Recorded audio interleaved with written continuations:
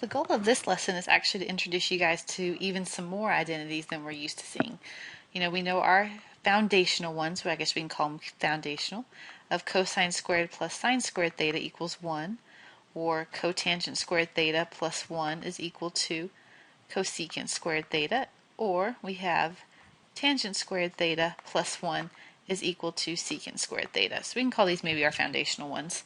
So on top of this, like I told you guys, you know how we always we need to know these?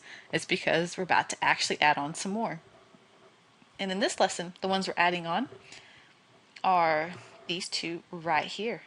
It's dealing with what do we do when our angle that we're looking at is actually a sum of two angles, or the angle that we're looking at is the difference of two other angles.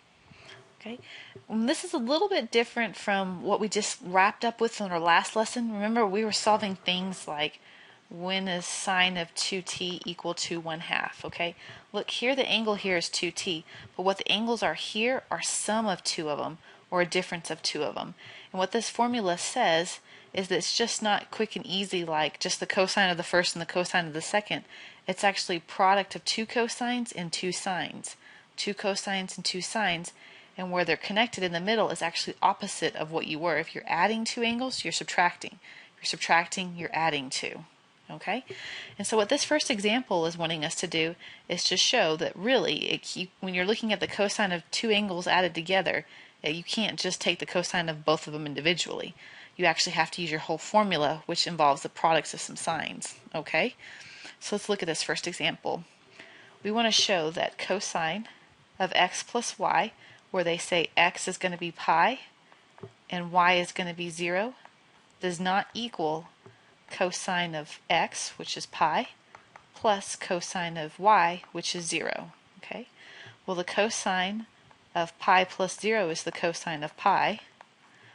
And obviously, even at this step right here, you can see it's not equal, but let's keep going with this. The cosine of pi, the x value at pi, is -1. The cosine at pi is -1. The cosine of 0 at 0 is actually +1. Remember, cosine is your x value. What's the x value in the coordinate? At 0 degrees or 0 radians. You're over there at 1. Okay? And so right here, -1 definitely does not equal 0. So it's showing you we can't use that property. We have to incorporate the product of two cosines and the product of two sines. Okay? So let's go to example 2. If cosecant of x is equal to -17/8, where our angle x is in quadrant 3, we want to find the cosine of x plus 2 pi over 3. So what they're asking us to find is where I'm going to start with, cosine of x plus 2 pi over 3. And I only have one identity that I could possibly use out of all of our list that we have so far. Only one identity that I can use to actually here. And it's the cosine of the first times cosine of the second, opposite sign, so minus sine of the first times sine of the second. So technically there's kind of like four parts here. Cosine x, sine x, cosine 2 pi over 3, and sine 2 pi over 3. Well, these two I can easily find. They actually have given our angles, okay? So cosine of x, the x value at 2 pi over 3 is a -1/2. Then we have sine x, and then the y value at 2 pi over 3 is square root of 3 over 2. Okay, finishing up or kind of putting in some more right here. Let's go with, it gave us some information at the very, very beginning. We're like, okay, what can I get from this information? Well, what does cosecant relate to? Cosecant relates to sine. That right there tells me that sine of x, cosecant and sine are reciprocals. So let's take the reciprocal there, and we get -8/17. So telling you that cosine or that cosecant of x is -17/8 is the same thing as saying sine of x is -8/17. Okay, so we have, I'll write this basically. Usually, you bring your coefficient in front. So -1/2 cosine of x minus the sine of x, which is -8/17, times the square root of 3 over 2. And cleaning this up just a little bit more before we go about trying to get cosine of x. A negative negative is a positive. let's see, 8, trying to maybe reduce this a little bit, maybe? Or wait, I'll probably reduce at the very end, just in case. How about 8 squared roots of 3 over 17 times 2? We'll write it as 34. Okay, now all I have to do is try to figure out, if I can get cosine x, then I'm done with my answer. Well, can I find cosine x when I'm given sine x? Of course I can. So what I'm going to do is come over here to the side. We're going to get some side work going on. I have an identity that says that cosine squared x is the same thing as 1 minus sine squared x. So cosine squared x is 1 minus my sine value, so negative 8 over 17 squared. So cosine squared x is 1 minus 64 over 17 squared is 289. And then combining these together, 289 minus 64 is 225 over 289. So that's what cosine squared x equals.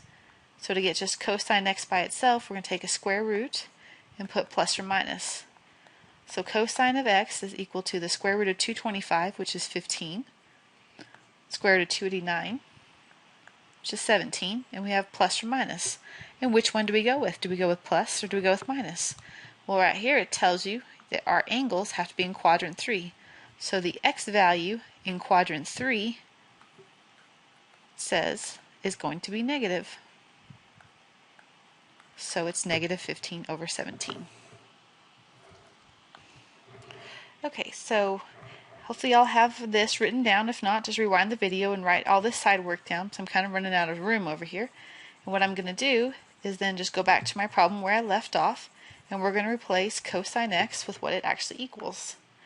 So cosine of x is equal to the negative 15 over 17. So I have negative 1/2 times negative 15 over 17 plus 8 square roots of 3 over 34. So negative negative is positive. We have 15 over 34 plus 8 square roots of 3 over 34. Already have a common denominator, so actually it was kind of good I didn't cancel off earlier. And I'll get 15 plus 8 square roots of 3 all over 34. So what this is telling you is, going back, if cosine, the x value at any angle, if I take any angle and add 2 pi over 3 to it, no matter what your angle is on the circle, the x value in the coordinate is going to be this guy right here. Good thing we don't have to have those things memorized, but they look a lot nastier. Alright, let's go on to example 3. In example 3, they give us that cotangent is negative 4/3, that our angle is in quadrant 4, and that we want to find the cosine of 3 pi over 2 minus t. So let's start out there. Cosine of 3 pi over 2 minus t. Well, expanding it out, it's always the cosine of the first times the cosine of the second, opposite, so plus. Now sine of the first times sine of the second. Okay, well, let's fill in with pieces that we know. Cosine of 3 pi over 2. What is the x value at 3 pi over 2? Well, at 3 pi over 2, you're on the y-axis. It doesn't have an x value, so that's 0. And 0 times anything is 0. The y value at 3 pi over 2 down there is negative 1. So it's negative 1 times sine of t. So all of this together, really, the cosine of 3 pi over 2 minus t is equal to negative sine of t. So if I can find the sine of angle t, knowing from just the cotangent, then we've got our answer. Okay? So how can we relate cotangent and eventually get sine? Let's think. I've got a couple identities I can pull from. The first one that comes to mind for me is the fact that cotangent squared t plus 1 is equal to cosecant squared t. Alright, so I know cotangent. Cotangent's negative 4/3. This formula tells me I need to square it. I'm going to add up 1, and it gives me this. So 16 over 9 is positive because we're squaring a negative. Plus 1 will be cosecant squared t. So 16 plus 9 is 25/9 is cosecant squared t. Let's take a square root with a plus or minus, so that way we make sure that we get all of our possible answers here. Square root of 25 is 5, 9 is 3. and that's cosecant t. Now I don't want cosecant, I want sine. Well, it's a reciprocal. So reciprocal of the cosecant is sine. The reciprocal of 5/3 is 3/5. And in quadrant 4, our y values in quadrant 4 are definitely negative. So negative 3/5 is equal to sine t. So going back up here to the start of the back of the problem where we left off, our answer is negative 3/5, which is positive 3/5. Circle that up and we are done. So the cosine of 3 pi over 2 minus any angle, as long as that angle is in quadrant 4, the answer is going to be, it's going to have an x value in that coordinate of 3/5. All right.